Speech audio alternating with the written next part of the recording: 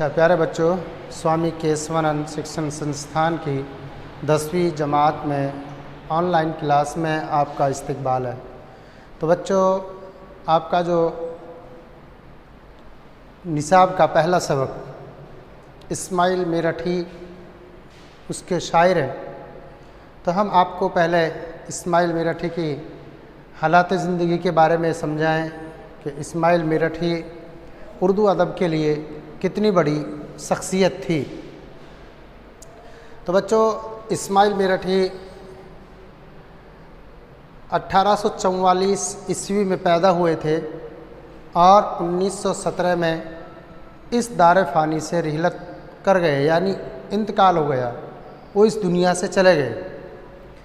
उसके बाद में अब आपको इस्माइल मेरठी के बारे में और बताया जाएगा कि इस्माइल मेरठी उर्दू के लिए कितनी बड़ी शान रखते थे। तो इसमें मोहम्मद इस्माइल मेरठी की पैदाइश में मोहम्मद इस्माइल मेरठी की पैदाइश मेरठ में हुई थी। तो बच्चों, नाम तो है मोहम्मद इस्माइल, अपने नाम के साथ में जो मेरठी लगाता है वो इस वजह से लगाता है कि वो मेरठ में पैदा हुए थे, वो मेरठ में पैदा हुए थे, इसलिए उन्हें बचपन से पढ़ने लिखने का शौक़ था। और जिन बच्चों को पढ़ने का शौक़ होता है बचपन से, छोटी उम्र से ही, वही बच्चे आगे चलकर देश दुनिया का नफ़ा और अपनी तरक्की करते हैं। और जिनको पढ़ने का शौक़ नहीं होता बचपन से, तो बच्चों वो बच्चे तरक्की नहीं कर सकते और ना वो अपने मुल्क के लिए, अपने गांव के लिए, अपने माँ बाप के लिए कुछ कर सकते हैं। तो इस्माइल मेरठी को बचपन से ही पढ़ने लिखने का शौक़ था।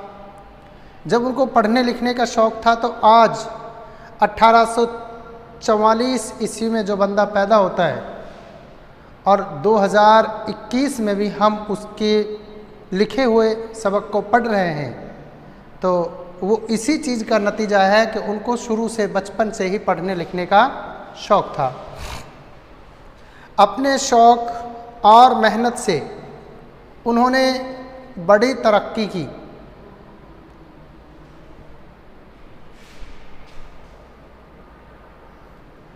तो जिन बच्चों को बचपन से पढ़ने का शौक़ होता है वही आगे चलकर तरक्की के रास्ते पर चलते हैं। अपने शौक़ और मेहनत से उन्होंने बड़ी तरक्की की और कम उम्री में मुलाजिम हो गए। आपकी उम्र भी कम थी और आपकी मुलाजिम कहते हैं नौकरी को, आपको सरकारी नौकरी मिल गई। इल्म व अदब की दुनिया में नाम पैदा किया। कौन सी दुनिया में बच्चों? इल्म व अदब। इल्म कहते हैं पढ़ाई को, यानी अपने आपे में बहुत अच्छी तालीम हासिल की, और अदब उर्दू की शेर व शायरी, उर्दू के नस्र और नज़्म के जो सबक होते हैं उनको कहा जाता है बच्चों अदब। तो अब इसमें दो चीज़ें हैं, इल्म व अदब की दुनिया में नाम पैदा किया। उर्दू और फ़ारसी के उस्ताद की हैसियत से उन्होंने बच्चों की नफ्सियात, ज़ौक़, शौक़, दिलचस्पी, पसंद और नापसंद का जायज़ा लिया।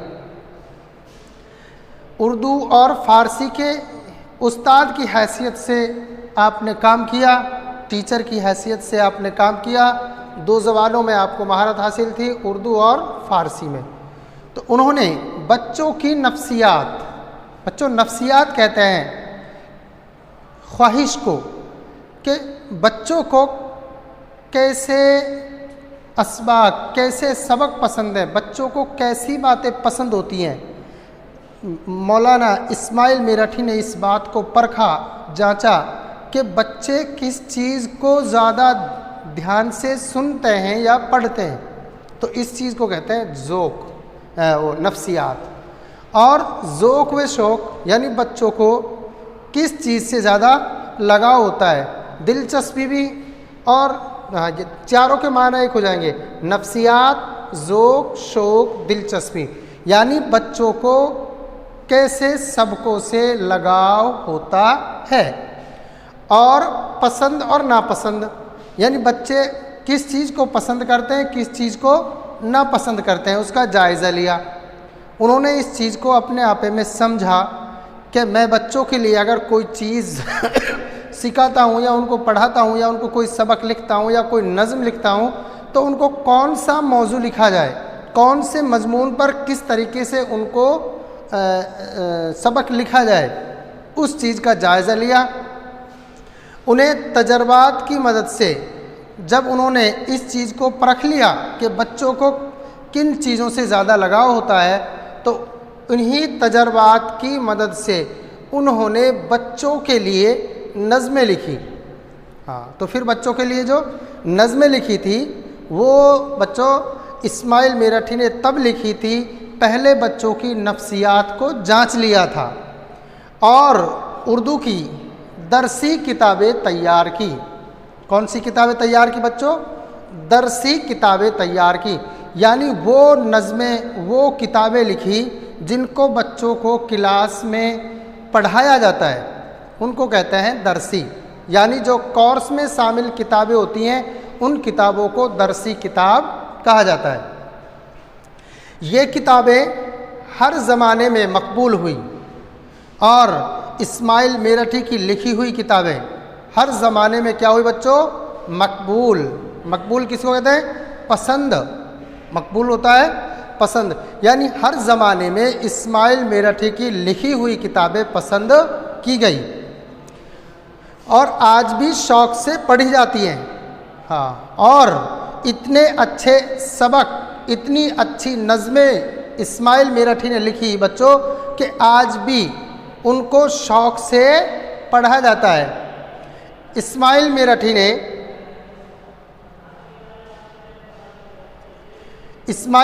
ने इन किताबों में आसान और सलीस ज़बान का इस्तेमाल किया है। यानी बच्चों की नफ्सियात को समझते हुए इस्माइल मेरठी ने जो बच्चों के लिए किताबें लिखी हैं उन किताबों में आसान और सलीस ज़बान का इस्तेमाल किया है बच्चों, यानी ऐसे अल्फाज का इस्तेमाल किया है जिनको बच्चे आसानी से समझ सकते हो। बच्चों के मिजाज और उनकी जहनी ज़रूरतों का ख़ास ख्याल रखा है। हाँ, बच्चों का मिजाज यानी बच्चे किस मिजाज के होते हैं, कैसी नज़मों को पसंद करते हैं, कैसे मौजू को ध्यान से पढ़ते हैं, उनके मिजाज को, उनकी जहनी ज़रूरतों का ख़ास ख्याल रखा है। इन किताबों की अहमियत और ज़रूरत आज भी मुसल्लम है। मुसल्लम यानी ज़रूरी है, बढ़ी हुई है। ऐसी किताबों को आज भी बच्चे और बड़े सभी लोग पसंद करते हैं और छोटी छोटी बातों से बड़े नताइज पैदा करना इस्माइल मेरठी का ख़ास अंदाज रहा है। और इस्माइल मेरठी की जो ख़ास पहचान रही है बच्चों, वो है कि वो बात को बहुत छोटी छोटी तरीके से बयान करता था, लेकिन उनके जो नतीजे होते थे, उसका जो खुलासा होता था, उनका जो मतलब होता था, वो बहुत बड़ी बातों को बयान कर देते थे अपने छोटे छोटे जुमलों में। बिलाशुबा वो आज भी बच्चों के सबसे पसंदीदा और अहम अदीब हैं। बिलाशुबा क्या है बच्चों? बिलाशुबा कि इस बात में कोई शक नहीं, बिलाशुबा कहते हैं कि इस बात में कोई शक नहीं कि मौलाना इस्माइल मेरठी साहब बच्चों के आज के दौर में भी आज भी सबसे ज़्यादा पसंदीदा अदीब हैं। अदीब कहते हैं बच्चों शायर को। अदीब किसको कहते हैं? शायर को। यानी बच्चों के सबसे ज़्यादा पसंदीदा शायर हैं। उससे आगे चलिए, अब आपको इस्माइल मेरठी का लिखा हुआ सबक हम्द, कौन सा सबक है बच्चों? हम्द। अब ये समझना है आपको, एक तो होता है हम्द और एक होती है नात और एक होती है नज़्म। एक होती है नज़्म। हम्द जिसको कहेंगे, हम्द के अंदर खुदा की तारीफ़ बयान की जाती है। हम्द के अंदर किस चीज़ को बयान किया जाता है बच्चों? हाँ, खुदा की तारीफ़ बयान की जाती है। और जो नात होती है, नात के अंदर नबी अलैहिस्सलातु वस्सलाम हज़रत मोहम्मद मुस्तफ़ा सल्लल्लाहु अलैहि वसल्लम की तारीफ़ और तौसीफ़ बयान की जाती है। और नज़्म जो होती है उसमें आप कोई भी मौजू बयान कर सकते हैं। तो आपको सबसे पहला सबक आपके निसाब का कौन सा है बच्चों? हम्द। किसका लिखा हुआ है? इस्माइल मेरठी का। तो इसमें कहते हैं तारीफ़ उस खुदा की जिसने जहां बनाया। किसकी तारीफ़ कर रहे हैं बच्चों? तारीफ़ उस खुदा की जिसने जहां बनाया, कि हमको उस खुदा की तारीफ़ करनी चाहिए जिसने जहां बनाया। ये जहां, जहां किसको कहते हैं? दुनिया। ये कैसी दुनिया बनाई, कैसी ज़मीन बनाई, कैसे इंसान बनाए, कैसे जानवर बनाए, कैसे कितने बड़े बड़े पहाड़ बनाए, कैसा आसमान बिना खंबे के बनाया, कितनी चौड़ी चकली ज़मीन को पैदा किया। ये सब किसने पैदा किया? खुदा ने पैदा किया। तो इसीलिए हमको क्या करनी चाहिए? खुदा की तारीफ़ करनी चाहिए। कैसी ज़मीन बनाई, क्या आसमां बनाया। अगले लाइन में क्या कहते हैं बच्चों? कैसी ज़मीन बनाई, क्या आसमां बनाया। ये देखो कितना बड़ा आसमान खुदा ने बगैर किसी खंबे के, बगैर किसी बीम के, बगैर किसी पिलर के उसको डांट रखा है। किससे? अपनी कुदरत से, अपने हुक्म से डांट रखा है। और कैसी ज़मीन बनाई, और इस ज़मीन को बिछा दिया। अब इस ज़मीन में कहीं खुदा ने कौन सी नियामत को छुपा दिया, कहीं कोई नियामत को छुपा दिया।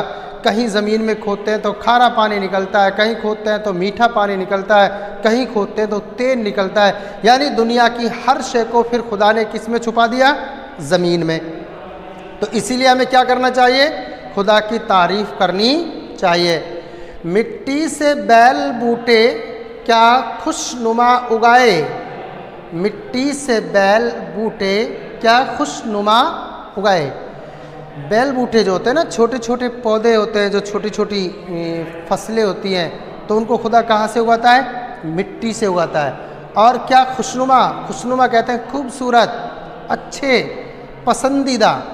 तो कह रहे हैं। और फिर देखिए खुदा की कुदरत, खुदा ने ज़मीन को बनाया, फिर ज़मीन में से खुदा ने कैसे कैसे दरख्त पैदा किए। जब वो छोटे होते हैं तो कैसे लगते हैं? खुशनुमा लगते हैं। और फिर पहना के सब्ज़ खलअत उनको जमा बनाया। जब पौधा छोटा होता है बच्चों, जब पौधा छोटा होता है तो उसका रंग अलग अलग होते हैं। और जैसे ही वो थोड़े बड़े होते हैं तो फिर खुदा उनको क्या पहनाता है? सब्ज़ खलअत। सब्ज़ कहते हैं हरा। सब्ज़ के माना होता है बच्चों हरा। खिलात कहते हैं एक तरह से उनको लिबास। ठीक है ना। अब क्या हो गया? फिर खुदा ने उन छोटे छोटे बैल बूटों को ज़मीन से निकालने के बाद में उनको हरा लिबास पहना दिया। और जब उनको क्या कर दिया? जवान कर दिया। यानी फिर वो बड़े हो गए। वो बैल बूटे नहीं रहे, फिर वो बड़े बड़े दरख्त बन गए। क्या बन गए बच्चों? दरख्त बन गए। सूरज से हमने पाई गर्मी भी रोशनी भी। क्या पाई बच्चों? सूरज से हमने पाई गर्मी भी रोशनी भी। क्या खूब चश्मा तूने ए मेहरबान बनाया। ए खुदा, ये देखो खुदा की कुदरत बच्चों। अल्लाह ने सूरज को पैदा किया तो सूरज से हमको कितनी चीज़ें मिल रही हैं? 2 चीज़ें मिल रही हैं। नंबर 1, हम सूरज से गर्मी पाते हैं। नंबर 2, हमें सूरज से रोशनी मिलती है। अगर खुदा सूरज को पैदा ना करता तो अंधेरा ही अंधेरा होता, यानी रात ही रात रहती। तो खुदा ने रात और दिन के नमूनों को बदलने के लिए अल्लाह ने सूरज को पैदा किया। क्या खूब चश्मा तूने। अब यहाँ सूरज को चश्मा कहा जा रहा है। सूरज को क्या कहा जा रहा है बच्चों? चश्मा कहा जा रहा है। चश्मा किसको कहते हैं? वो चश्मा नहीं है जिनको आँखों पर या चेहरे पे लगाया जाता है, बल्कि चश्मा उसको कहा जा रहा है जिसमें से पानी झरता है, जिसको हम झरना कहते हैं ना, हाँ, यानी बहता हुआ पानी जो छोटे छोटे नालों के तरीके से बहता है उनको हम झरना भी कहते हैं और चश्मा भी कह सकते हैं। तो यहाँ सूरज को चश्मा किस लिए कहा गया है कि सूरज से हमको रोशनी और गर्मी आती रहती है, आती रहती है, आती रहती है, यानी सूरज से चलकर ज़मीन पर आती रहती है। इसीलिए यहाँ सूरज को क्या कहा गया है, चश्मा। ए मेहरबान बनाया और कहा कि ए खुदा तूने सूरज को हमारे ऊपर रोशनी और गर्मी देने के लिए मेहरबान बनाया। तो बच्चों ये था हम्द। अभी आपको आधा हम्द और रह रहा है, इससे आगे हम आपको अगले वीडियो में पढ़ाएंगे। तो बच्चों मैं आपसे कहता हूँ कि आपको बहुत दिन स्कूल आए हुए हो गए और कोरोना की वजह से स्कूलें बंद हैं, तो ऑनलाइन क्लासेस में आप वीडियो को पढ़ें और ख़ास तौर से आप लिखने की जो है ना पूरी मेहनत जारी रखें अपने घरों पर, हाँ, और बाहर ना निकलें, घर में रहें, सुरक्षित रहें और अपनी ऑनलाइन क्लासेस को ध्यान से पढ़ें। हाँ, ये मान लो कि अगर आप इन क्लासों में मेहनत करेंगे, ऑनलाइन क्लासों में ध्यान से पढ़ेंगे, अपने वक्त की कदर करेंगे, तो बच्चों आप एक लायक तालिब इल्म बन जाएंगे। आप अपने वक्त की कदर करेंगे तो आप एक होनहार इंसान बन जाएंगे। ये तो फैली हुई बीमारी है, कब तक कैसे रहेगी, इसलिए हमको हमारी समझ से, हमारे अपने आपे का ख्याल करते हुए हमें ऑनलाइन क्लासेस के ज़रिए मेहनत के साथ पढ़ना है, लगन के साथ पढ़ना है। और बच्चों में जो आप उर्दू के लिए मैं जो तालिब इल्म हैं उनसे कहता हूँ ख़ास तौर से आप लिखने पर पूरा ध्यान रखें। हाँ, हर रोज़ 1-2 पन्ना हर रोज़ लिखें और किसी जानने वाले से या हमसे आप संपर्क कर सकते हैं। आप कोई भी चीज़, कोई भी मुश्किल आती है तो आप हमसे अपना राब्ता भी कर सकते हैं। तो बच्चों आज के वीडियो में हम आपको इतना ही पढ़ाएंगे। इससे आगे नेक्स्ट हम अगले वीडियो में आपको पूरा हम्द पढ़ाएंगे और उसके सवाल जवाबों के बारे में भी बताएंगे। तब तक के लिए शुक्रिया।